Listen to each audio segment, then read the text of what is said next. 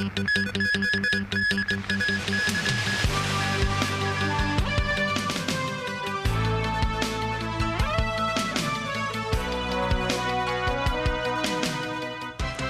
evening. Welcome to TVB News. The National People's Congress annual session will commence at 9 a.m. tomorrow. Hong Kong deputies attending the event welcomed the news that there will be more policies to support Hong Kong under the 15th five-year plan. Sakura Ip reports. The 8-day section of the National People's Congress annual session will run from Wednesday until next Thursday, featuring 3 plenary meetings. This year's agenda includes approving the draft outline of the 15th five-year plan. A spokesperson said the central government will set out arrangements to support Hong Kong in leveraging its unique advantages with new policy measures expected to benefit the city. He said at this new starting point, Hong Kong will firmly grasp the convergence of the country's needs and Hong Kong's strengths achieve better development by integrating into and serving the overall development of the country and take a new leap forward in the process of Chinese-style modernization. Speaking this morning before attending a preparatory meeting, Rock Chen, a Hong Kong deputy to the NPC, said he hopes the plan will strengthen Hong Kong's position as an international financial center. He called for support in building a global gold trading hub and for measures to boost the internationalization of the renminbi. Another deputy, Frank Chan, former Secretary for Transport and Housing, said Hong Kong must accelerate technological innovation and development in the northern metropolis. He stressed the importance of these efforts, given the current geopolitical climate. The affairs of Hong Kong and Macau were first mentioned in the 9th five-year plan in 1996. They have become an independent chapter in the 12th five-year plan in 2011. Sakurib, TVB News, Beijing. A spokesperson for the National People's Congress said China is willing to strengthen communication with the U.S., but emphasized that China has its own bottom line. In the NPC press conference today, a spokesperson was asked about U.S. President Donald Trump's reported upcoming visit to China. He said the two heads of state have maintained continuous communication and bilateral relations remain generally stable and positive. He added China will resolutely defend its own sovereignty, security and development interests. On the Iran situation, the spokesperson said China calls for an immediate cessation of military operations and that Beijing is willing to continue playing its role as responsible major power in this regard. The Chinese People's Political Consultative Conference National Committee, China's top political advisory body, opened its annual session this afternoon in Beijing. President Xi Jinping, together with other leaders, attended the opening meeting of the 4th session of the 14th CPPCC National Committee at the Great Hall of the People. Wang Huning, chairman of the CPPCC National Committee, delivered a work report. Wang said in the past year, China successfully achieved its main economic and social development goals, while new quality productive forces developed steadily. And the CPPCC achieved new results in all aspects of its work. This included consultations and deliberations on deepening reform of the economic system, as well as on strengthening the Greater Bay Area. One says the CPPCC should work to help secure a good start to the 15th five-year plan this year. Director of the Hong Kong and Macau Affairs Office, Xiao Baolong, met Chief Executive John Lee in Beijing.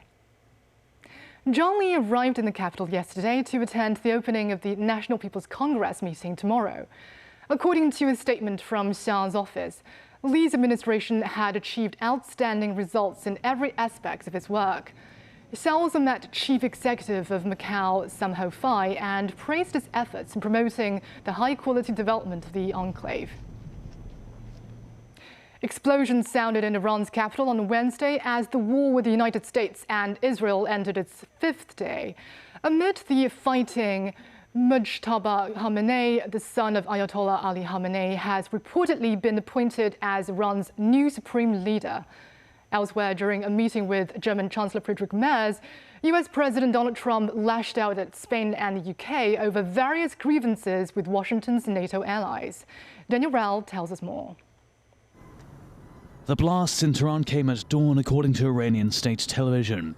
Israel said its military had struck what it said was an Iranian nuclear development compound. The IDF said the Iranian regime attempted to strengthen its nuclear arsenal, but Israel detected and tracked these movements, and now the Israeli Air Force is attacking these headquarters across Tehran. Meanwhile, the US military identified 4 of the first American soldiers killed in the war against Iran. Among 6 US military deaths so far, 4 soldiers were members of an Iowa unit of the US Army Reserve. They died on Sunday when a drone slammed into a US military facility in Port Shuaib, Kuwait. Addressing the war, Russian Deputy Foreign Minister Alexander Alimov called for a return to political and diplomatic means to resolve the conflict in the Middle East. Alimov said Russia and China share a common position on the issue and have jointly condemned military actions in the region. Amid the fighting, Mojtaba Khamenei, the son of Ayatollah Ali Khamenei, has reportedly been appointed as Iran's new supreme leader. Israel's defense minister said whoever Iran picks to be the country's next supreme leader, he'll be a target for elimination. Elsewhere, during a meeting with German Chancellor Friedrich Merz, US President Donald Trump lashed out at Spain and the UK. Trump said he wants to cut off all trade with Spain over NATO spending and slammed the UK, reviving his complaints about Britain's deal to hand sovereignty of the Chagos Islands to Mauritius, despite his administration previously supporting the move. The remote Indian Ocean archipelago is home to a strategically important American naval and bomber base. In fact, I told Scott to cut off all dealings with Spain. Spain, first of all, it started when every European nation, at my request, paid 5%, which they should be doing. And everybody was enthusiastic about it, Germany, everybody. And Spain didn't do it. And now Spain actually said that we can't use their bases. By the way, I'm not happy with the UK either. That island that you read about, the lease, okay, he made it for whatever reason, he made a lease of the island. Somebody came and took it away from him. And it's taken 3-4 days for us to work out where we can land there. It would have been much more convenient landing there as opposed to flying many extra hours. So we are very surprised. This is not Winston Churchill that we're dealing with. General TV News. Blasts and traffic disruptions continued across the Middle East as Iran launched retaliatory attacks in the region. The Foreign Ministry says another 470 Chinese nationals were safely evacuated from Iran. With an urge to take concrete measures to ensure the safety of Chinese personnel and institutions, Foreign Minister Wang Yi told his Israeli counterpart that Beijing firmly opposes to the Israeli-US joint strikes and will continue to play a constructive role in promoting de-escalation.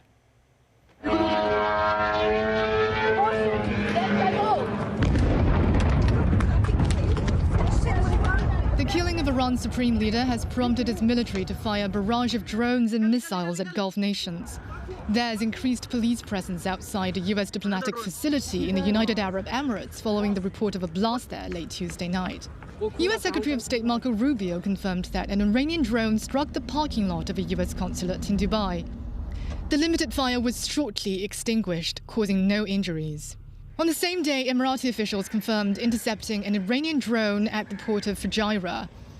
Oil storage and trading facilities there have resumed operations after a major blaze sparked by debris of the drone was put out.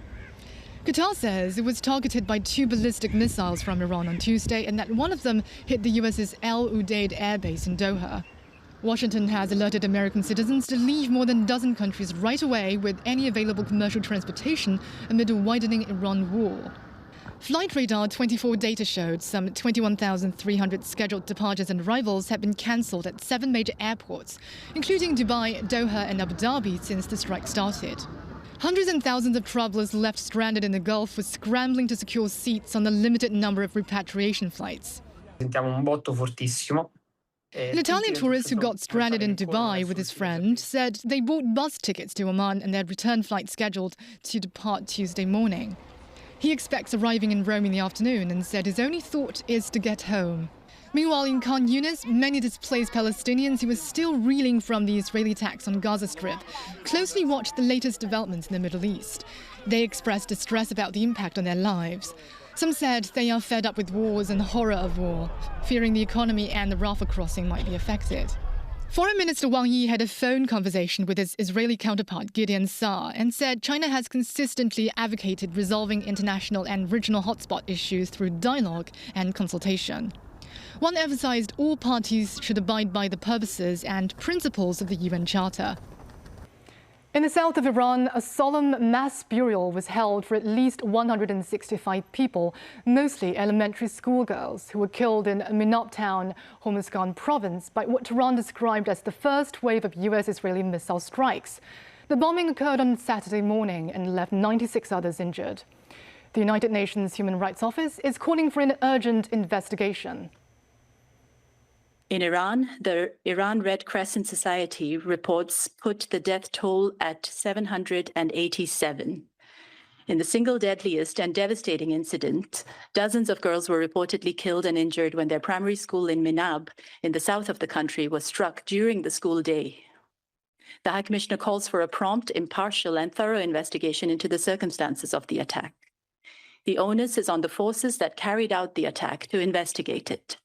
We call on them to make public the findings and to ensure accountability and redress for the victims.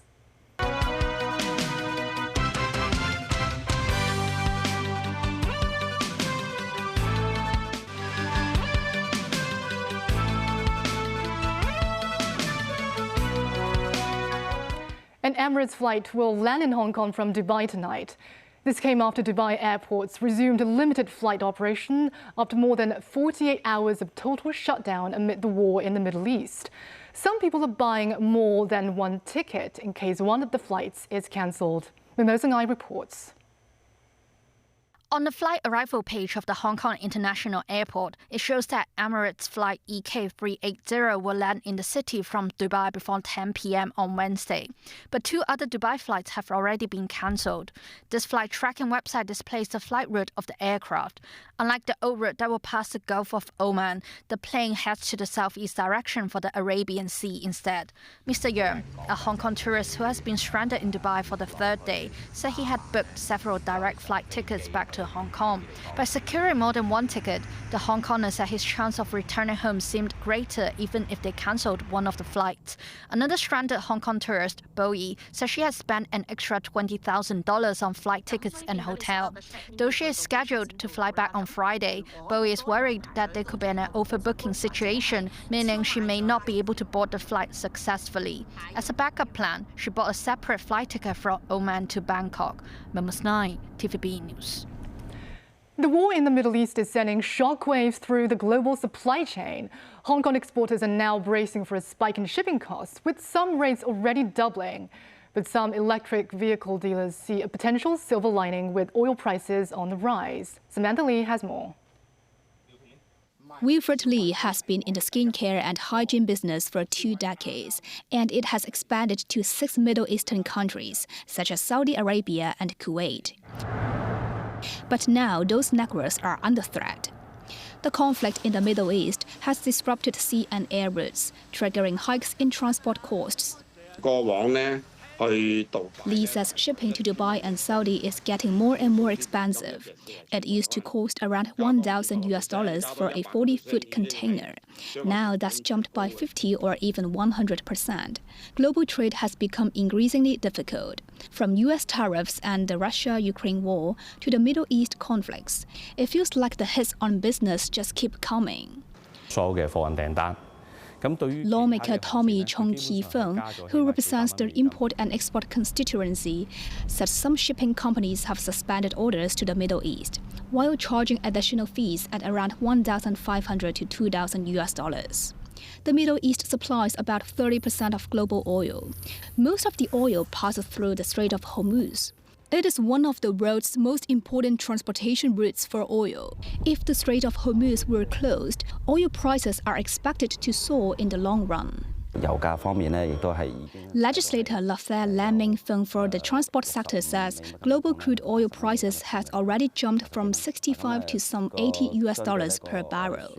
He does not rule out oil prices doubling if the war drags on.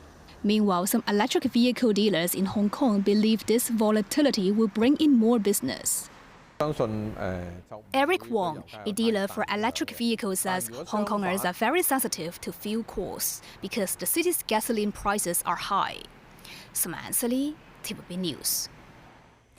8 people convicted in the Hong Kong 47 case have decided to take their cases to the Court of Final Appeal after a lower court dismissed their appeals. The 8 applicants include former legislators Lam Cheuk-ting, Leung Kwok-hang and Wong Pik-wan. They were convicted of conspiring to commit subversion in 2025 and received jail sentences ranging from 6 years and 6 months to 7 years and 9 months. They're still serving their prison sentences. Today is World Obesity Day. The government has launched the city's inaugural action plan on weight management. This includes promoting the use of sports facilities by the public and installing measuring equipment in various venues. Samantha Lee tells us more.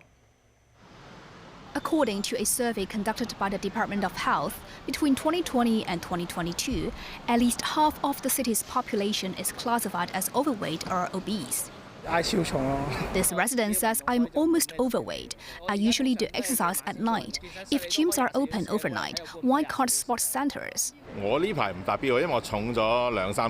This man says he has gained 2 to 3 kilograms recently due to a busy schedule. He hopes the government can build more public swimming pools instead of just placing weighing equipment, which he has at home. Obesity has always been an issue that concerns the government. An interdepartmental weight management working group was established in October last year to coordinate policies. The action plan will be implemented over 3 years, and each year will focus on a distinct theme, including raise awareness, positive changes, and maintenance part of life. The plan outlines 5 key directions and 15 objectives, including strengthening medical service and providing support for weight management. A set of key performance indicators is set to ensure the implementation of the action plan. To facilitate incorporation of exercise into daily life, the authorities will add more sports facilities at public housing estates this year. Samantha Lee, TVB News. A bus crashed into a tour bus, which then hit a taxi in Sai Wa Ho this morning. The front and upper deck of the bus was severely damaged. The windshield was shattered and several rows of the seats in the rear of the tour bus were also damaged. At around 6 a.m., an empty bus traveling along Oi Kan Road collided with a tour bus. The tour bus then veered forward and crashed into a taxi. The bus driver was injured and trapped inside the bus, but was rescued by firefighters and taken to the hospital for treatment. The tour bus driver was also injured. And that's the news. Thank you for watching.